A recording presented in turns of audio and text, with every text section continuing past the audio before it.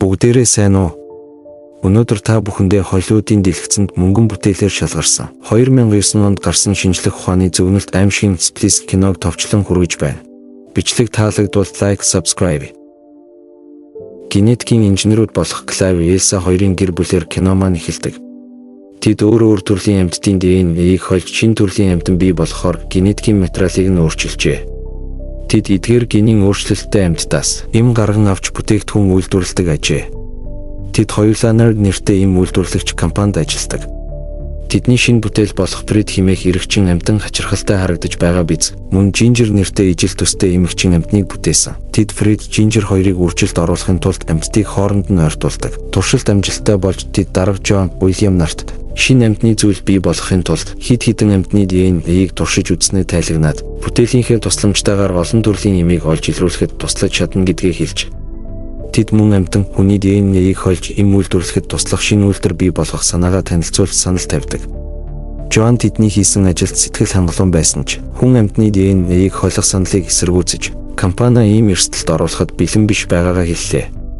Тэдний бүтээсэн амьтад уургийн шинэ эм гарган авахд маш их тустай. Тиймээс эм үйлдвэрлэхэд гол анхаарлаа хандуулах хэрэгтэй гэж хэлв. Клайв Элса хоёр энэ төслийг хэрэгжүүлэхгүй бол өөр хэн нэгэн энэ төслийг эхлүүлэх боломжтой гэхэд John тэд төслийг эхлүүлэх нь гарцаагүй. Гэхдээ тэдний тэргүүлэх чиглэл бол эм үйлдвэрлэж худалдаанд гаргах явдал гэлээ. Тэрээр тэдний саналыг няцааж эм үйлдвэрлэсний дараа л хүн амьтны генетикийн холимогийг эхлүүлнэ гэж мэдэгдэв. Клайв Элса хоёр генийн инженер учраас хариултанд нь маш их сэтгэл дундуур байлаа. Клайв Элса хоёр судалгаагаа нууцаар хийж ажлаа эхлүүлэхээр шийджээ. Судалгаагаа эхлүүлэхийн тулд тэдэнд хүний ДНХ хэрэгтэй байв. Элса хүний ДНХ-ийг Клайвд өгдөг. Хинээс ДНХ авсан гэж асуухад Элса энэ нь үл мэдэгдэх хүний ДНХ-ийн дээж гэж хариулав. Тэд хүний ДНХ болон өнөө хүртэл ажиллаж байсан бүх амьтны ДНХ дээр туршилт хийж эхэлдэг. Хоёулаа судалгаандаа бүхнээ зориулдагч хүссэн зүйлээ авч чадаагүй. Үнэхээр бухимддаг. Нэг өдөр Элса илүү сайн ДНХ-ийн дээж авчирч хоёулаа үүнийг туршилтандаа ашиглаж эхлэв. Хэдэн цаг шаргуу хөдөлмөрлөж турсны эцэст тэдний туршилт амжилттай болж хүний ДНХ болон амьтны ДНХ эвсэлдэж давтагдшгүй ДНХ болж чаджээ. Судалгааг ямар нэгэн аж ахуйн нэгж байгууллага дэмжээгүй болохоор энэ нь хууль бус байсан тул Клайв судалгаагаа зогсоохыг хүссэн. Гэвч Элса энэ судалгааг үргэлжлүүлэхийг хүсдэг.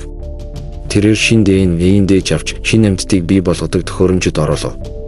Клайв дахин шинэ амьдралыг бий болгож түүнийг ямар ч шалтгаангүйгээр устгах нь сайн зүйл биш гэдгийг дахин сануулсан ч Элса үүнд нь дэлхийд даяар өдөр бүр олон хүн нас барж байна. Магадгүй энэ туршилтын ачаар олон хүний амийг аварч магадгүй гэхэд Клайв Элса зөвшөөрч тэд уг амьтныг гаргаж авахар эхлүүллээ. Гэвч тэднийг цочирдуулсан зүйл нь өндгөн ис ургаж улмаар хурдтай өсөх ёстой байв. Мониторуудыг шалгахад бүх зүйл хэвэн байгаа гэж үзсэн боловч оройн лабораторийн тохиолдлын хонх дуугарчээ. Клайв Элса хоёр уг амьтан төхөөрөмжөнд бүрэн хөгжиж төхөөрөмжөөс гарахад бэлэн байгааг олж мэдлээ. Тэр амьтан хачин ер бусын харагдаж байв. Клайв уг амьтныг хөнөөхийг хүссэн боловч Элса түүнийг зогсоож туршилт амжилттай болсон. Тэд үүнээс эм гаргаж авах эсхийг хинч мэдэхгүй штэ гэж хэлв. Клайв эсэргүүцэж байгаа ч амьтны байгаа төхөөрөмж рүү очдог. Тэд амьтныг шалгасан боловч аль хэдийн үхсэн байв. Клайв лабораториос гарахад Элса төхөөрөмжийг нээхэд ямар ч аюул байхгүй гэдэгт итгэлтэй байлаа. Элса энэ нь амьтны хөөсөн арьс байсан ба амьтан лабораторийн хаа нэгтээ байгааг мэдэрлээ. Элса царай муутай хоёр хөлтэй амьтныг хараад цочдог. Клайв Элса руу лабораториос гар гэж хашгирч лабораторид хортхийг асаана. Элса түүний үгийг сонссонгүй. Тэр амьтанд ойртож түүнийг өөртөө ойртууллаа.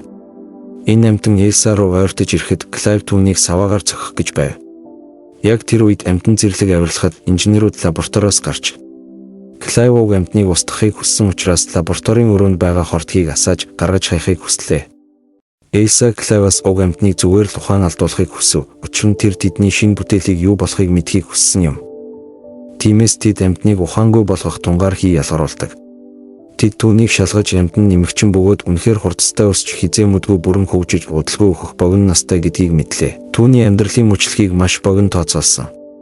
Амьтан тооцсноор нь хурдан өсч гар нь бүрэлдэж эхлэв. Магадгүй Элсад амьтны тарих биеийн бусад хэсгүүдийн хамт хөгжүүл таалагдах байсан байх. Элса энэ амьтантай ярихгүйгээр ойлголцоод байгаа юм шиг санагддаг. Элса уг амьтныг өөрийн гараар хооллож түүнд олон зүйл заажээ. Тэр амьтандаа хүүхдийн даашинз өмсүүлсэн байв. Нэг өдөр Элса түүнд цагаан толгойн өсгүүдийг өгч амьтанд нэрээ цагаан толгойн өсгүүдээр үрхийг хүсдэг. Гэвч уг амьтан цагаан толгойн өсгүүдийг Клайв Элса хоёрын ажиллаж байсан байгууллагын нэр болох Nerd гэсэн үгийг үүсгэдэг. Элсагийн футболк дээрх компанийн нэрийг хараад амьтанд уриалгажээ. Энэ амьтан харилцахдаа нарийн аргатай ухаалаг байгаад Элса маш их баярлаж бахархаж байлаа.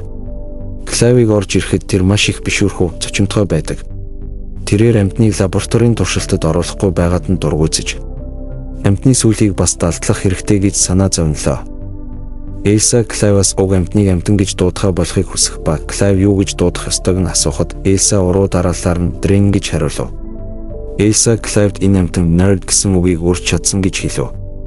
Нэг өдөр Клайвын ах Гевин лабораторид ирж Дрэнийг харчихдаг. Тэрээр маш урт түүхийн талаар болон Дрэн яагаад бүтээгдсэнийг мэдэх болно. Одоо Клайв Элса хоёр Дрэнийг лабораторид байлгах боломжгүй болсон тул түүнийг хайрцагт хийж лабораторийн ойролцоох фермийн байшинд орогнуулдаг.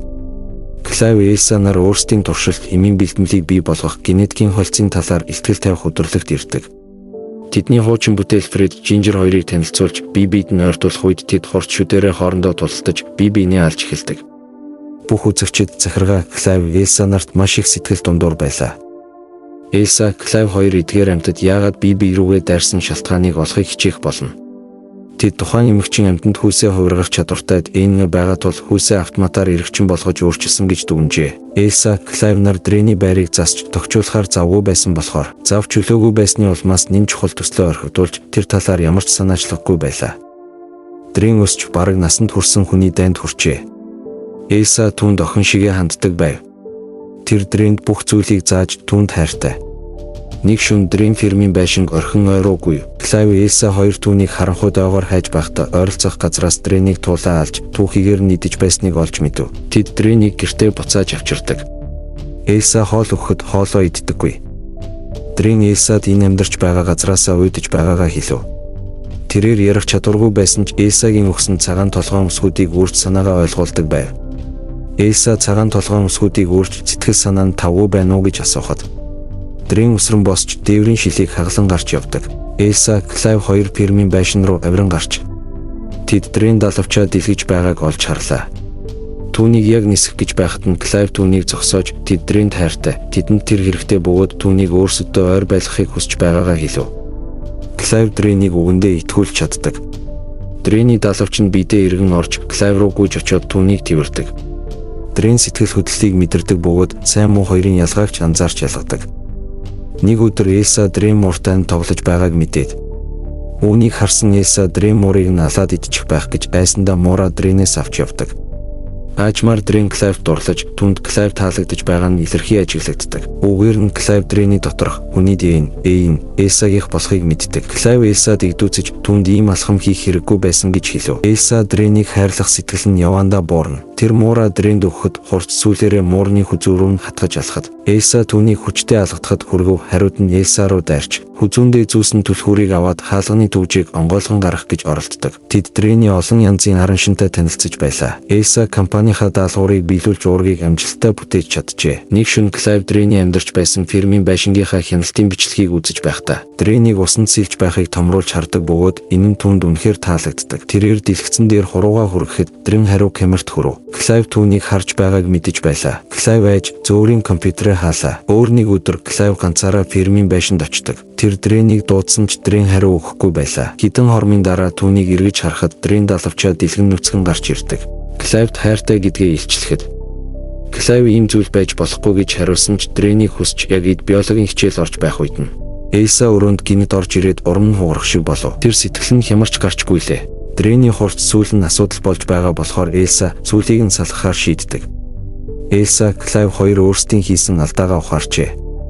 Элса Клайвд компани эрэлхийлж байсан ургийг аль хэдийн бүтээчихсэн гэж хэлээд энэ нь Дрэний биед илбэг байдаг гэлээ. Тэд Дрэнийг алж дуусгахаар санал нэгдэж Дрэний байршилд хурч ирээд тэд түүнийг орондоо өвчтэй байхыг олж харан тэрээр аль хэдийн богино наслалтаасаа болж нас баржээ. Клайв Элса хоёр Дрэнийг фермийн байшингийн ойролцоо чандарладаг. Клайвын ах Гевин Nerd компанийн ажилтны хамт машинтай ирэв. Гэвэн тэднийг амьтан бүтээсэн гэдгийг мэддэг бөгөөд тэдний компанид хэрэгтэй байгаа ураг нь хүний ДНХ дагуулдаг гэдгийг мэдээд тэр тэднээс амьтныг харуулахыг хүссэн боловч Клайв Элса хоёр түүнийг өгөхөд нь оршуулсан гэж хэлв. Гэсэн хэдий ч Дрэнийг оршуулсан хөрсний доороос хашгирах чимээ гардаг. Тэд газар руу гүйхэд тэр тэндээ байсангүй. Дрэн фирмийн байшингийн дээвэр дээр далавчаа дэлгэж маш хүчрхэг болсон мэт байлаа. Тэр тэдэн рүү дайрч гівэн болон ажилтныг ална. Дайралтын үеэр Клайв ухаан алдсан байх хооронд Элса Дрэнийг хүйсээ эргчин болгон өөрчилсөн гэдгийг мэдлээ. Ийм чадвартай амьтны ДНХ хийтэй байсан болохоор хүйсээ эргчин болгон өөрчилсөн байв. Дрэн Элсаг эзэмдэж байх үед Клайв Дрэнийг араас нь сүлбэж, Дрэн шархацсан ч хариу тэмцлээ. Сэтгэл санаа нь өмөрсөн Элса Дрэний ДНХ өөрийнх нь гэдгийг санан Дрэнийг алхаас эргэлзэж байтал. Дрэн Клайвыг сүүлээрээ хатгаж үхэлд хүрэглээ. Элса уу гашуутаагаар Дрэнийг дуусгадаг. Дараагийн үзэгдэлд Элса дарагтайгаа хамт Дрэний хүүхдийг тээсэн байгаагаар гардаг. Ашигтай судалгаагаа үргэлжлүүлэх хүсэлтэй тус компани Элсагийн хохирол эрсдлийг харгалзан түүнд ихээхэн хэмжээний мөнгө санал болгодог. Элса судалгаагаа үргэлжлүүлэхийг зөвшөөрөв. Энэ хүрээд кино маань дуусч байна. Лайк, subscribe дараарай.